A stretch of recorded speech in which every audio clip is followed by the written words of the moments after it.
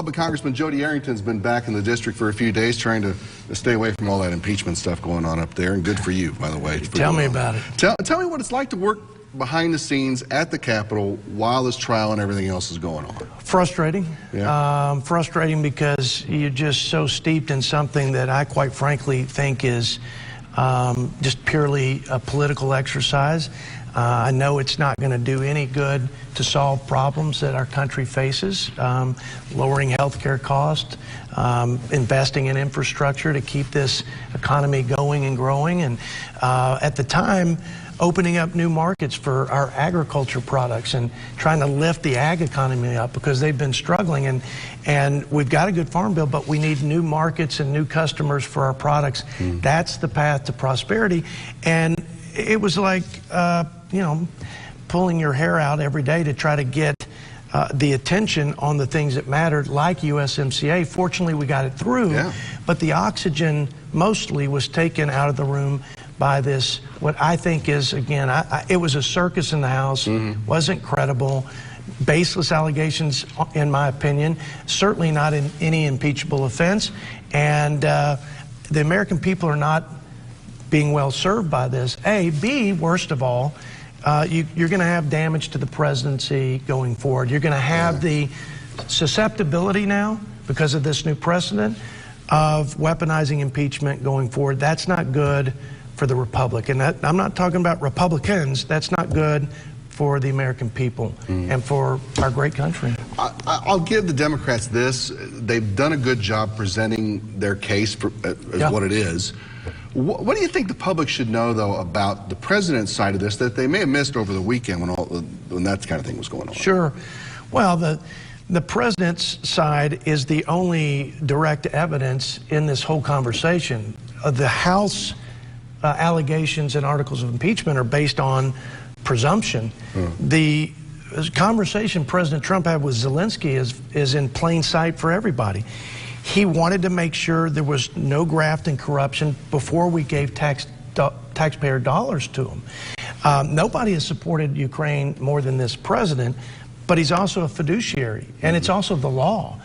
And for him to say, no one gets a pass, this is my interpretation, hey, make sure you look at this Biden thing, because it stinks to the high heavens to have Hunter Biden's son on this board of this energy company, and then you've got the vice president out bragging that he said, we won't give you money until you stop investigating this company on which my son serves as a board member. Now, that smells of corruption, and all the president said was, take a look at that, don't give anybody a pass, turn every rock over, and at the end of the day, there was no quid pro quo. They got the money. They didn't do the investigation, as he asked. Right.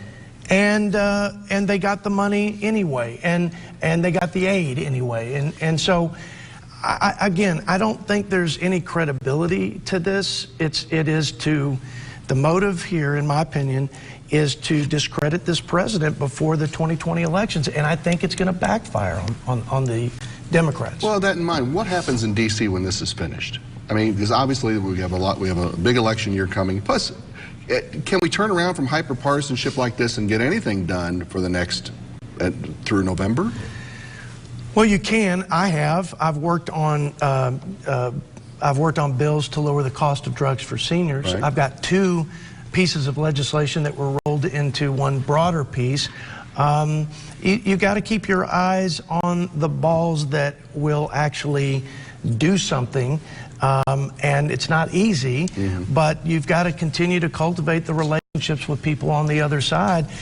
The chairman of the Ways and Means Committee, Richie Neal, is a Democrat, and he asked me to serve as a co-chair for finding solutions to the rural health care crisis. I think it's a great honor that he asked me. I think it's because he believes that I can work with both sides to accomplish something. And so there are plenty of Democrats that are equally frustrated, moderate Democrats, with the way Nancy Pelosi has led the House and taken so much time on this impeachment. But she hasn't even announced the agenda for this last year in this 116th Congress. Right. I hope it includes the things that I just talked about with respect to lowering the cost of health care. I think a big bipartisan opportunity to keep the economy growing is on infrastructure. It's traditionally bipartisan, like a farm bill, but we haven't seen anything or heard anything. So, again, I'm just trying to do my job to defend what I think is fair and good for the American people and our republic, right, and defend our freedom against policies that, quite frankly, will take us down the road of Venezuela and the road of ruin that socialist countries take because their ears are tickled with free education, right, free health care. And I'm just trying to expose that for what it is, which is bankruptcy and a future that is less than the land of opportunity for our children. That's my focus, and I'm confident. I'm confident that the work we did, Bryan, to keep USMCA out in the fore allowed us ultimately, and I was on the WHIP team for that. Obviously, I was on Ways and Means, which is the Committee of Jurisdiction for Trade Policy. I think the work we did, constantly reaching out to the other side, looking for ways to get that over the finish line, I think it played a role in its success, and now we're looking at 170,000 new jobs. We're looking at an ag economy that's going to grow, and stability and certainty that's going to bring new investment that's going to help West Texas. And you had what, almost 3 dozen farmers up for when we got the Phase 1 China deal done, USMCA through the Senate finally. What was their reaction to all this, and what immediate benefits are they going to see from some of this stuff? You guys would be so proud of the farmers, and these folks were not affiliated with any farm groups like organized producer groups like the Farm Bureau. They came on their own time and dime to humbly tell their story of where the ag economy is today. They were so gracious. They thanked folks for the Farm Bill and for the temporary trade assistance they're getting because of the trade fallout with China. But it was powerful to hear from these guys. Literally just getting off their tractor, leaving their farms, coming to Washington and saying, thank you, but we're in a bad way, and we've got to get reset with China. We've got to get these new trade opportunities. Amazingly, the farmers' support nationally for this president is at an all-time high.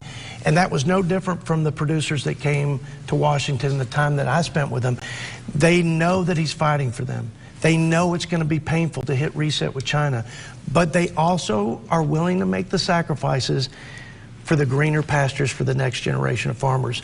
That was their message, and I've never been more proud to be a representative of West Texas and of agriculture than listening to these guys tell their story, to the chairman of Ways and Means, to ambassadors who are on the front lines in negotiating trade deals.